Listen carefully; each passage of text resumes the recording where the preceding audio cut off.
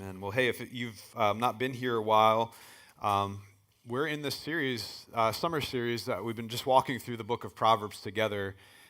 Proverbs, I love going through it kind of succinctly through 31 chapters, 31 days. That's typically how I read it. I try to do that every year, and I thought, well, hey, why don't we just do a sermon series on it for the next several weeks? And so, I want to remind you that it is not too late to jump in, but I would encourage our entire church to read through this entire book. I shared last week, I tried to bribe my son with money, and so hopefully that's working, that he's reading through Scripture. If not, it's not too late, buddy. You just come to see me, and we'll make sure that we can do something together here. But I can't bribe the rest of you with money, but I can ask. And it will change your life. If you're willing to apply it. And we're going to be talking a little bit about that this morning. But I thought it would be cool just to have a little bit of fun. And I want to start off with a quiz. And we're going to leverage pop culture for a moment. And so I'm going to need your help. We're going to identify some characters. And then we're going to look for something as we do this.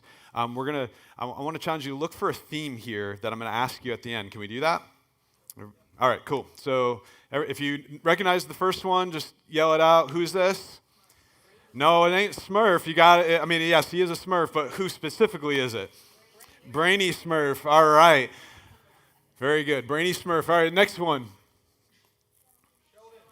Sheldon. Yes. What was the show that he was from? Yes, Big Bang Theory. That's right. How about this next one? Sherlock Holmes. Now, a lot of different characters. This is Cumberbatch. Yeah. I haven't seen this series yet, but yes, that is Sherlock Holmes. Well done. Next one. Everyone's like, well, who's that? Yes, Lisa Simpson. Well done. How about this next one? House. Okay, any House fans in the house? Okay, a few. All right, see what I did there? All right, next one. Velma from Scooby-Dooby-Doo. There you go. All right, we're awake. Well done. How many of you read the whole series? How many are like diehard Harry Potter fans? Okay, who has been to the Harry Potter park? Is that what it's called? Raise your hand. Okay, all right. Got a few. Yeah, I see you in the back there. All right, next one. Not Sherman, but Mr. Peabody. There you go. It's Mr. Peabody to you. Well done. Okay, how about this next one? Little Miss what? Not just Sunshine. Who said it? You got it. Little Miss Know-It-All. Well done. All right. This one's a little tricky, but see if you can get it. Oh, well, let's start with what movie? Polar Express. A lot of us have seen the movie. Does anyone know? Yeah, this was kind of tricky. It doesn't even have a name. If you watch the movie, you look in the credits, it's like the know-it-all kid. Okay? So I kind of gave it away, but what's the theme here of all these characters? What do they have in common? Okay, they're smart, but what else are they? There's some arrogance there. Yeah, absolutely. What would you call them? Like they are a know-it-all. Yeah, they act like a know-it-all, and a lot of times in the characters, a bunch of know-it-alls. Have you ever met a know-it-all in your life?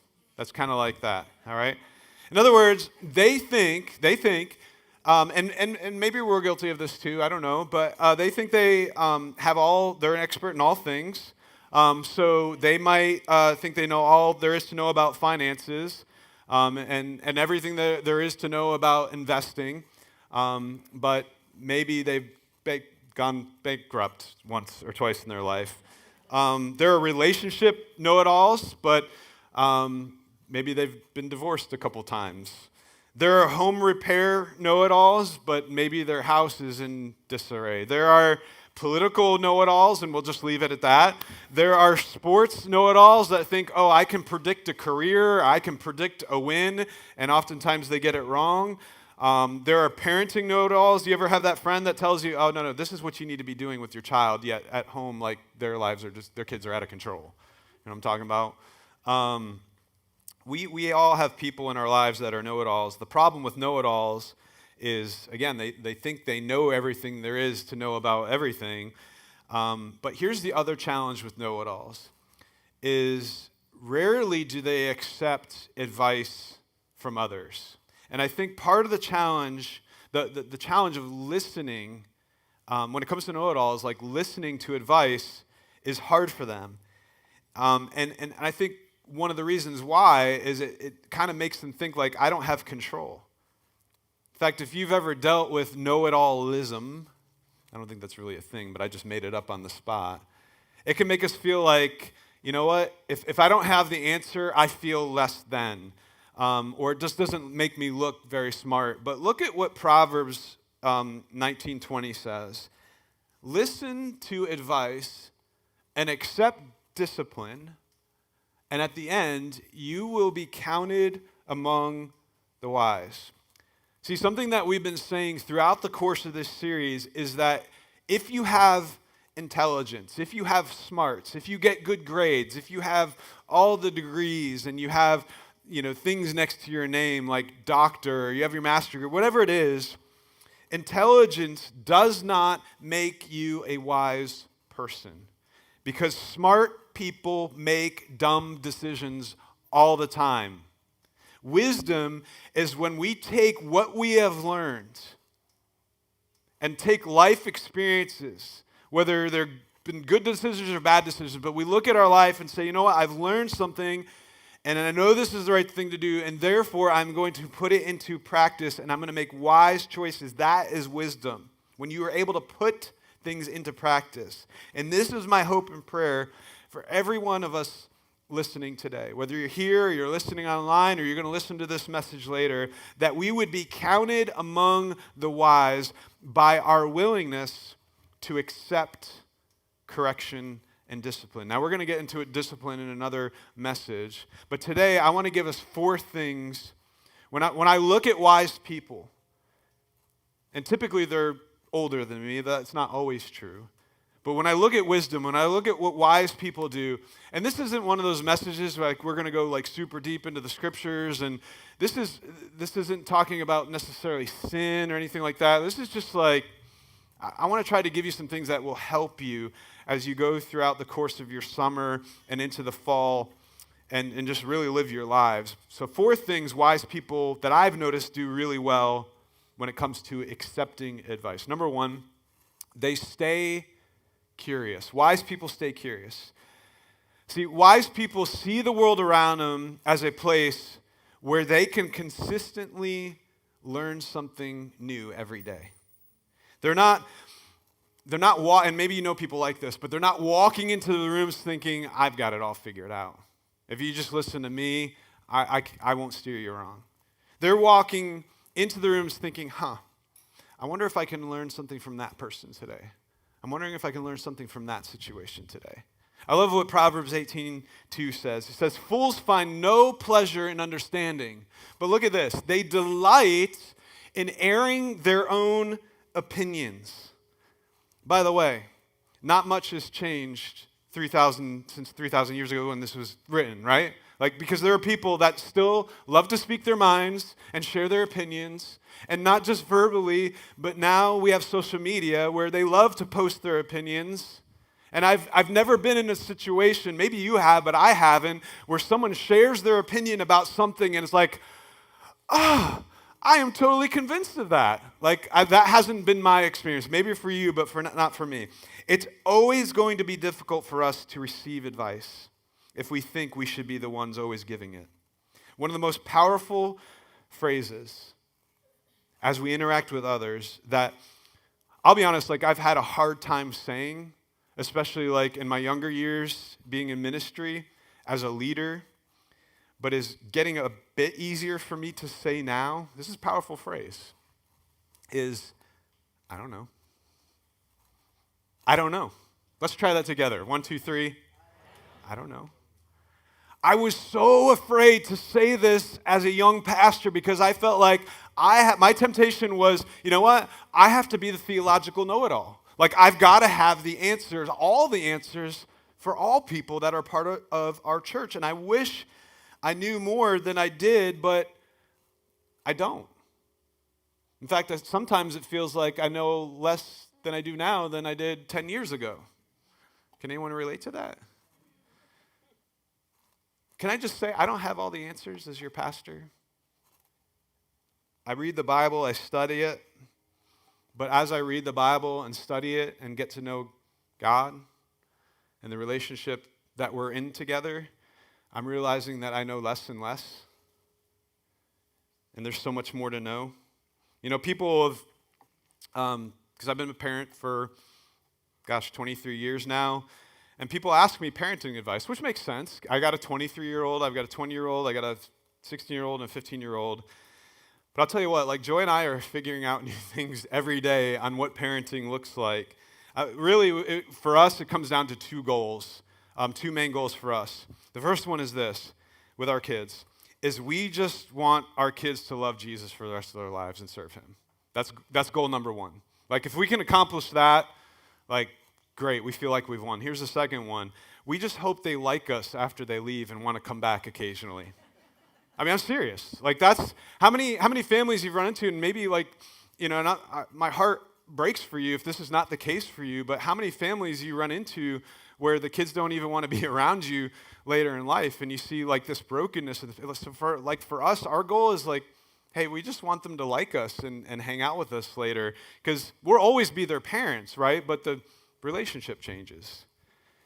I've been asked marital advice. We're going to be coming up on 26 years here of marriage in August, and really for us, I'll give you two pieces of advice, and this is all I got for you today. One that we've tried to live by, and we walk through in our premarital counseling when we sit down with couples that are thinking about getting married or planning on getting married. The first thing that we'll tell them is believe the best. Believe the best about each other. Don't assume that person's trying to hurt you or take advantage of you. And, you know, we got to be wise and smart in our relationships, but man, what if we started with that in our relationships and as married couples? Just believe the best about each other. And then the second thing is this: learn to say, I'm sorry. Especially men, too. Can we just look at each other and just try that? Look at somebody, you may not know them, just say, I'm sorry. That's hard, isn't it? What was it? I'm sorry. There, you got it. But why are we so afraid to say, I don't know? I think educated people especially have a really hard time saying this because they've dedicated, I mean, think about this. Like, if you've dedicated your life to learning things and earning degrees, it's a difficult phrase for leaders to say, especially like when you're expected to have the answers and you're expected to lead an organization or lead a church or lead a school or lead a group of people. To say, I don't know, that's hard. And so when you don't actually know and can admit it, I just want to say that's okay. Like, that's a healthy thing because it's admitting your humanity to others. It humbles us. When you say I don't know, like it can break down walls and build connection with others. Now, what I'm not saying is you just keep saying I don't know, I don't know, I don't know, because that's kind of laziness, right? Like if you're not trying to figure out answers, you know, to questions and you don't do anything about it, you're like, I don't know. Like that's what teenagers do, okay? That's not what I'm saying here. But what I want to get at, how many of you have heard this phrase, by the way, is pride goes before the fall? How many of you have heard that phrase before? Now that sounds kind of proverby, right? Sounds kind of biblical. It's got to be in the Bible somewhere, but it actually isn't. But there's a variation of that I want you to see, because Solomon says pride goes before what? Destruction. A haughty or arrogant spirit before a fall. Now, if you think about it, pride before a fall, that doesn't sound all that bad. But pride before destruction, I mean, that's serious. So let me just give you an illustration of this and show you this video here, because this is just a video of people falling. Here, check this out. These are, you know, just people kind of falling over. And, yep, there he goes. Dad racing his son at the beach. How many of you have ever done this before? Joy did this the other day. Yep. And playing a little men's softball, face plants. Oh, there we go. Okay, and yeah, not so good. Bad idea right there. That one hurt. run into first base. How many times has that ever happened if you've ever played baseball? And these are the ring. Like he hoped no one found out about that one. But these are people falling over, and for the most part, they're getting back up. No big deal, right? Maybe some bruises. I mean, even a broken bone, that's kind of serious, but bones heal, right? Kind of fun to watch. We laugh about it, right? These actually came from, I think, America's Funniest Home Videos. So we laugh at that. But then if you go to the next video, this is destruction.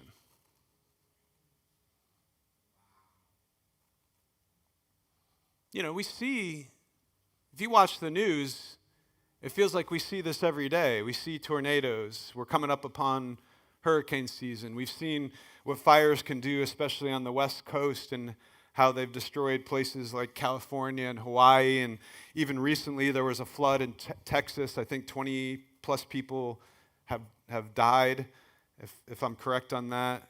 So we see what natural disasters can do and what destruction can do. Now, when we see people falling, it's kind of funny, right? But nobody's laughing now. Because this is what happens when pride takes over in our lives.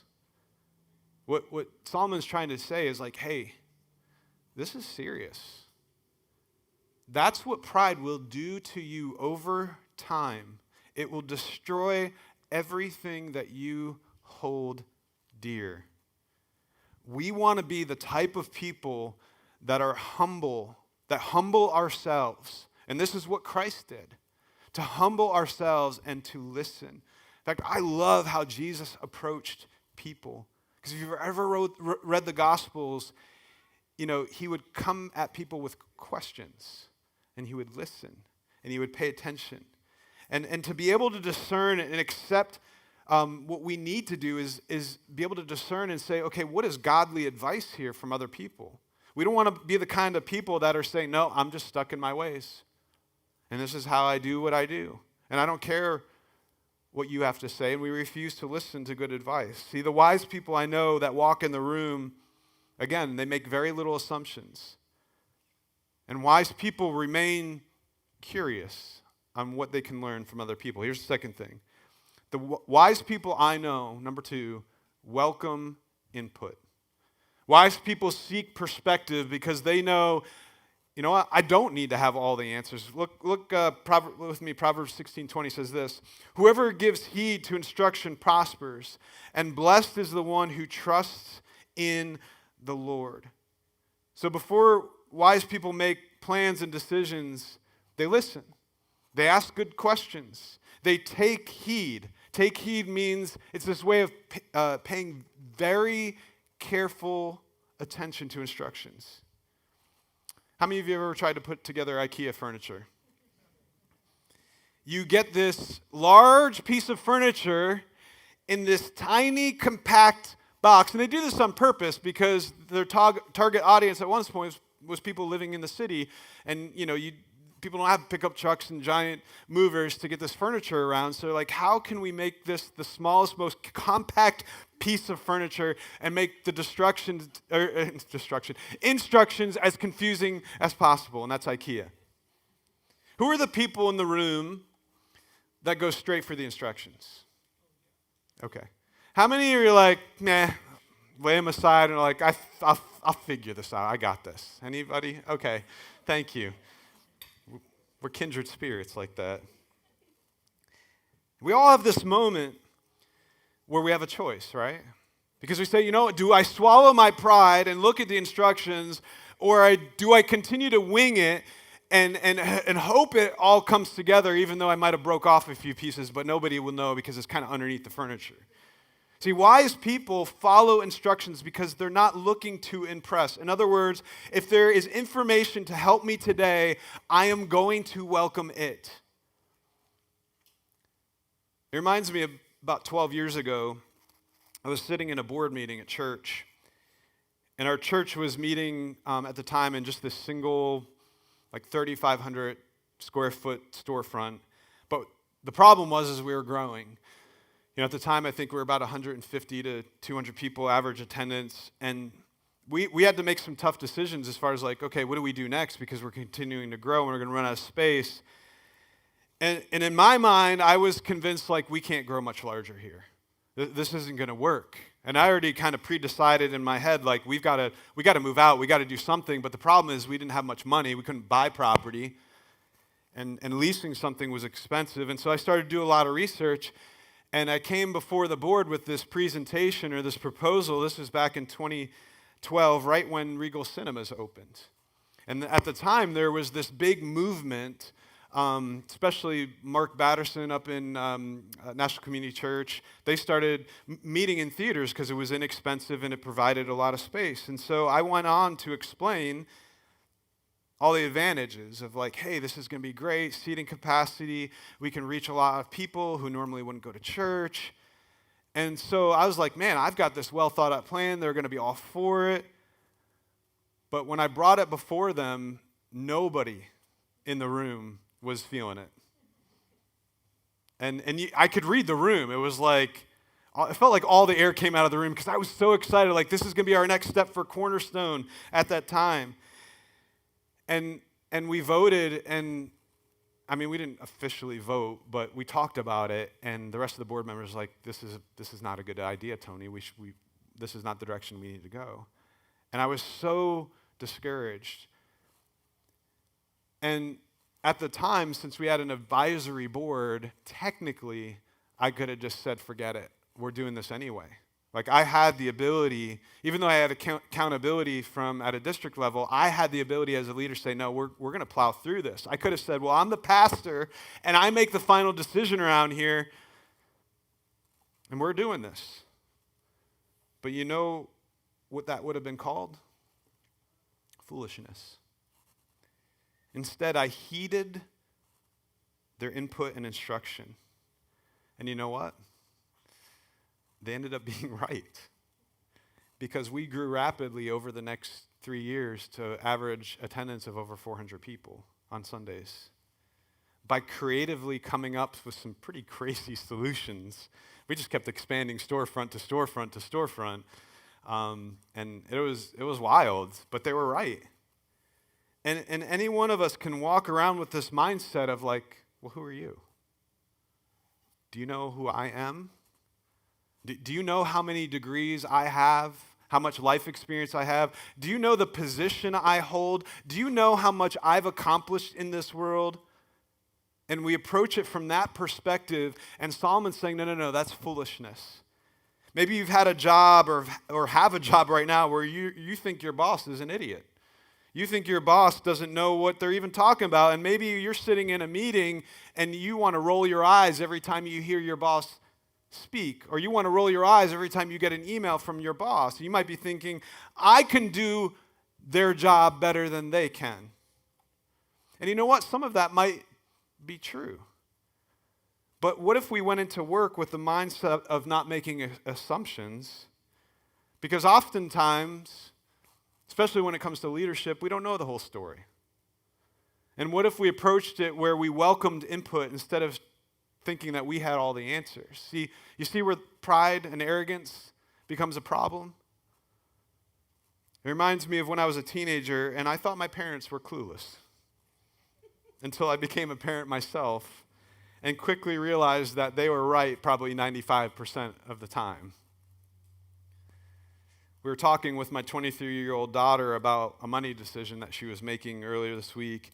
And in the middle of the conversation, I didn't even hear the whole conversation, but I was sitting right next to my wife, and I heard the words, yeah, you're right. I literally said, wait, can we stop? And I didn't even know what they were really talking about. I said, what did you say, Cora? And she said, you were right. I was like, oh.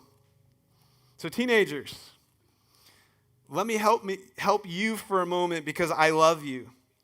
There will be moments with your parents where tensions are high and you will disagree on something. In fact, there's probably a lot of things that you disagree on. And in that moment, you are going to be tempted to believe that, well, it's me versus them. And you might believe that they are against you because they won't let you do something that you really want to do, and you think in your mind, like, they're just not letting me do this because they hate me or they just don't want me to have any fun or whatever the reason is. But if I could just speak on behalf of most parents, I'm just going to speak on behalf of the parents in the room right now. because I believe this, that every parent in this room and parents who love the Lord want you to flourish. They want you to thrive. And no, we don't always get it right. And yes, we need to learn to say I'm sorry too, because we screw up at times. We're not always right, just right a lot of times.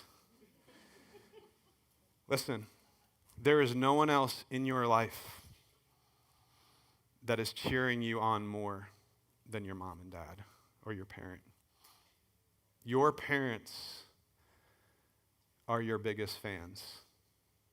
And they are giving you instruction that might be keeping you from something. And if they are, the intent is we're not trying to ruin your life. We just want to help you. We want to guide you. We want to keep you from harm. And as Solomon says, we want to keep you from destruction. We want to see you make wise choices. Listen, we're on the same side here.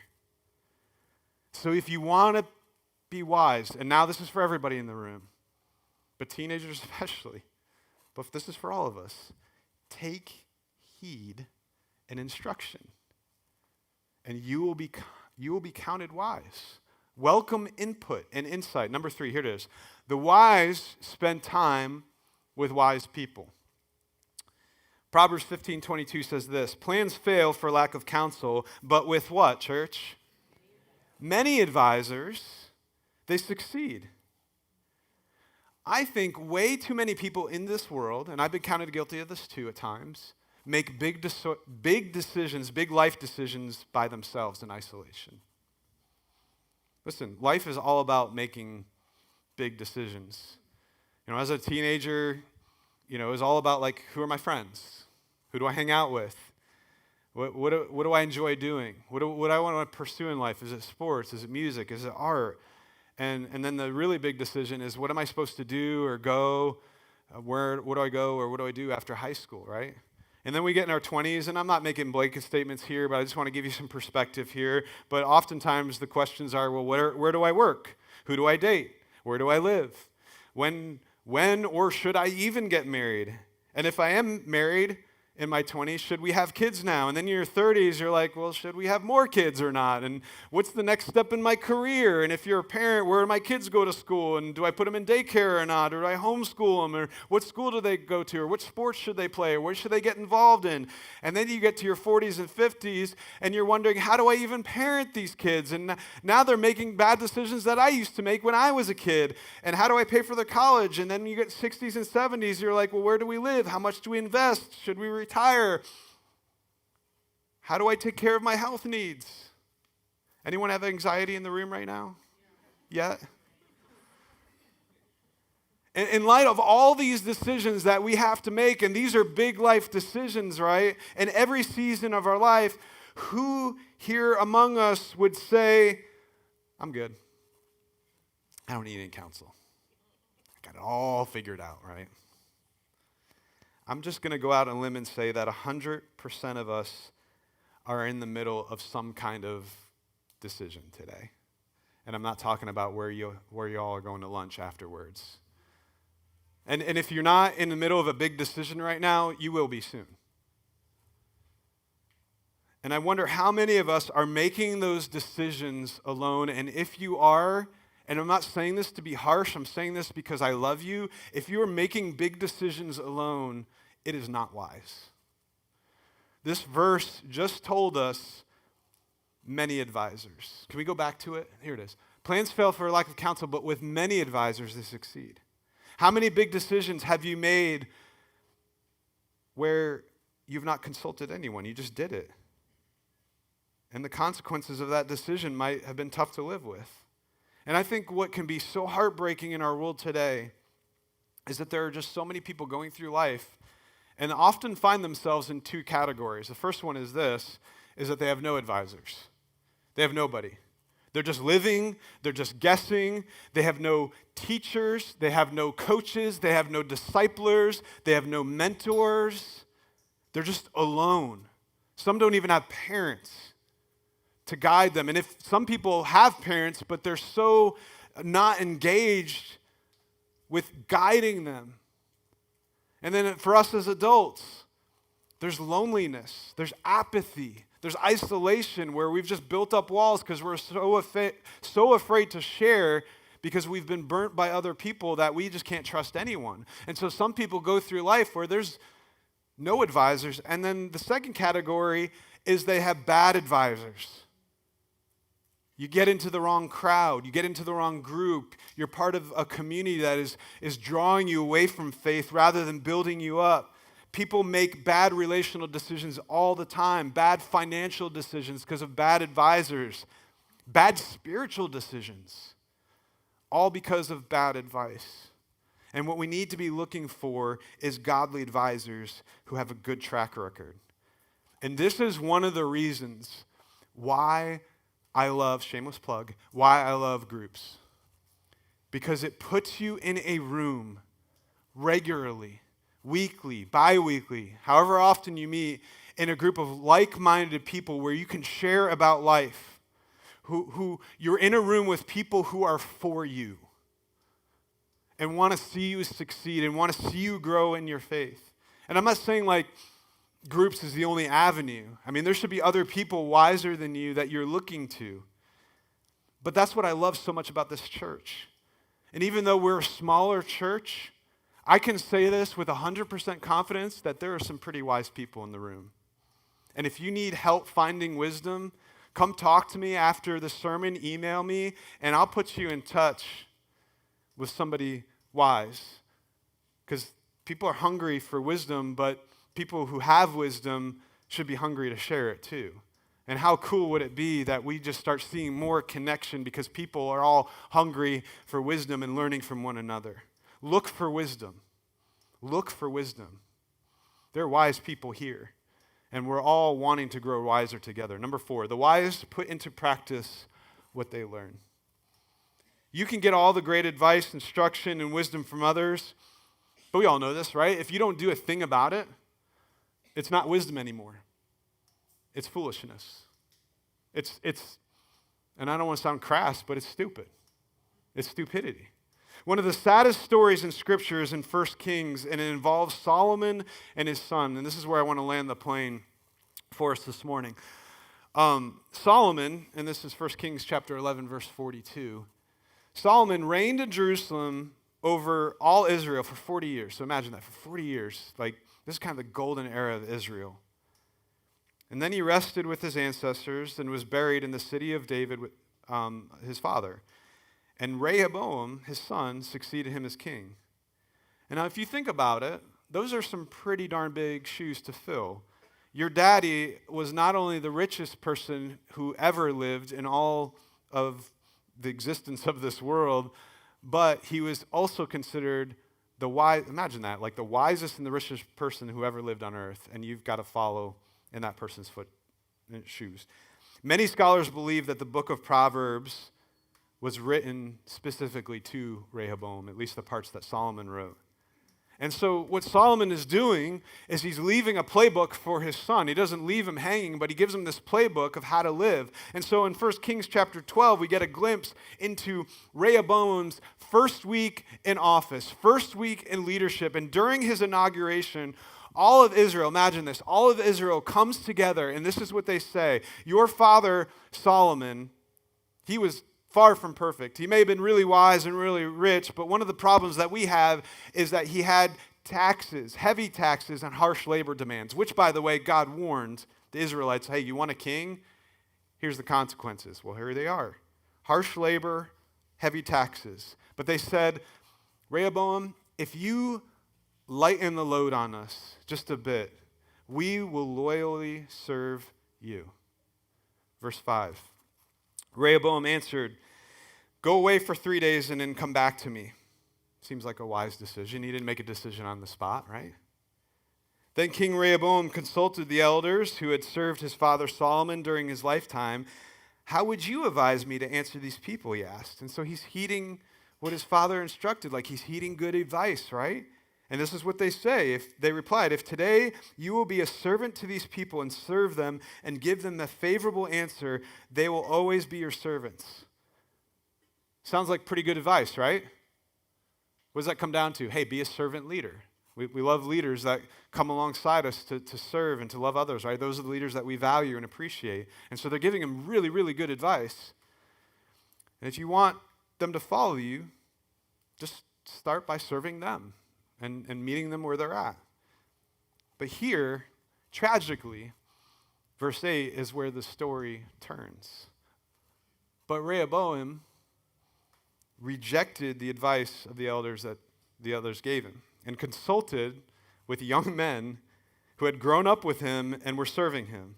He asked them, "What is your advice? How would you answer these people who say to me, 'Hey, lighten the yoke your father put on us'?" Verse 10, the young man who had grown up with him replied, "These people have said to you, 'Your father put a heavy yoke on us, but make our yoke lighter.' Now tell them, 'My little finger is thicker than my father's waist,'" whatever that means. "My father laid on you a heavy yoke. I'll make it even heavier. My father scourged you with whips. I will scourge you with scorpions."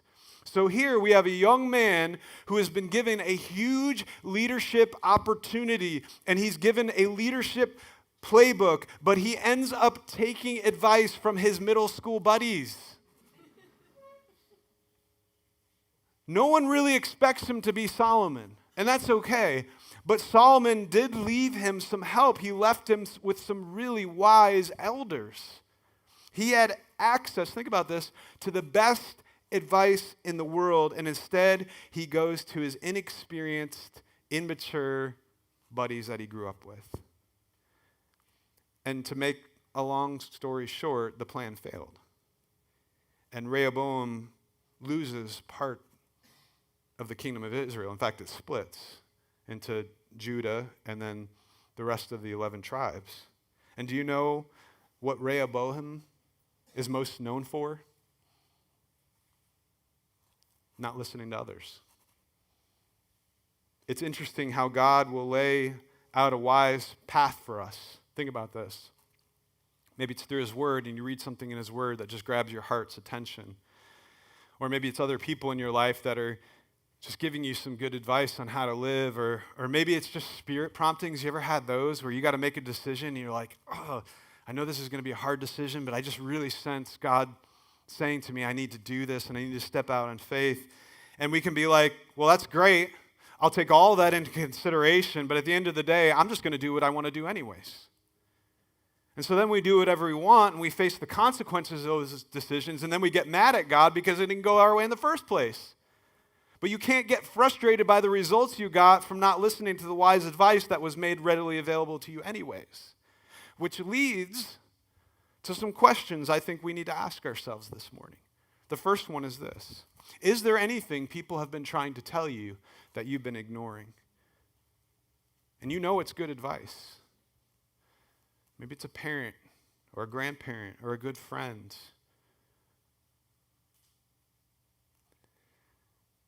And then even more importantly, is there anything that you sense God telling you that you've not been paying attention to, or you are ignoring, and I know this is where I need to do, I know this is the right thing to do, but I'm afraid. And if you find yourself in a tough spot because a series of bad decisions, or you ignored some good advice, I want to tell you this morning that there is always hope. That's the good news in all of this, that the grace of God exists for everyone on the planet. There's always hope. Today is always a great day and a great opportunity to make better decisions now. So if there's someone today giving you sound advice, I would encourage you, put it into practice. That's why we're reading Proverbs, because we're getting the best advice in the whole world, because it's inspired by God through Solomon and these other leaders, and we get to read it, and we get to decide, do I put this into practice or not? Alcohol can ruin your family and your marriage if you let it.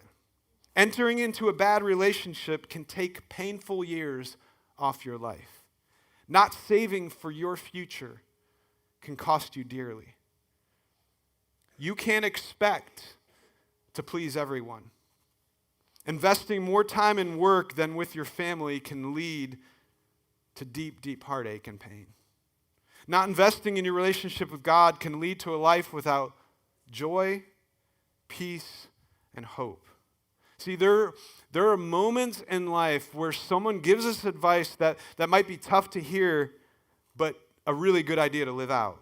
And in those moments, we have the opportunity to either be offended and build walls up, or to humble ourselves, take our pride, set it over here, and say, I never thought about it that way, but thank you. So here's my encouragement to all of us today. It is never too late to make wise decisions today. It is never too late. You may have not started well in your marriage, but you can start doing things the right way now. You might think that there's a relationship that is just too far gone, and I could never say I'm sorry or seek forgiveness or reconciliation, but no relationship, and I've seen some pretty jacked up situations, so I can say this with confidence.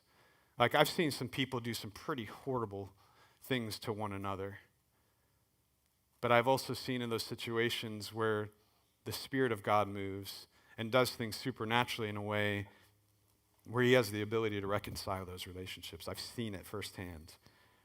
If you feel, parents, like you're not doing a very good job right now investing in your kids spiritually, listen, don't let the past drag you around and beat you up. It's never too late to start. I don't even care if your kids are grown up. It's never too late to be a person of influence in their lives. And if you're not where you want to be and making wise financial decisions, you're like, man, I don't even know how to get out of this hole because my financial situation is a mess. Listen, it's never too late to start making wise decisions.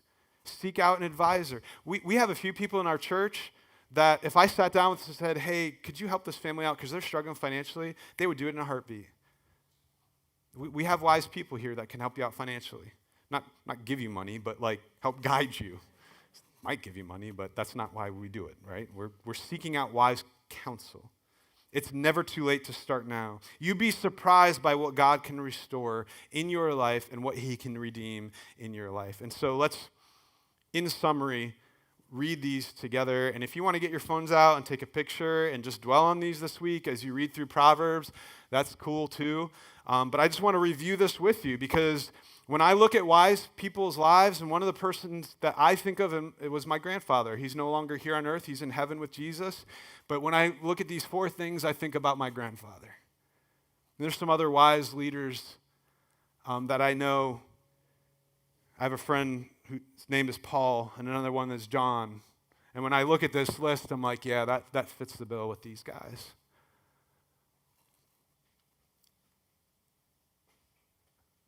That should all say they. They're wise. They stay. I don't even know how to read that. Oh, there we go. The wise. I lost it for a second. I got it now. The wise stay curious. There it is. The wise welcome input. The wise spend time with wise people. And the wise put into practice what they learn. With these things here, I pray that you would pursue wisdom this summer. And let that carry into the fall and in the years to come. And at the end of your life, my prayer is that you would be, at the end of the day, at the end of your life, that you would be counted among the wise.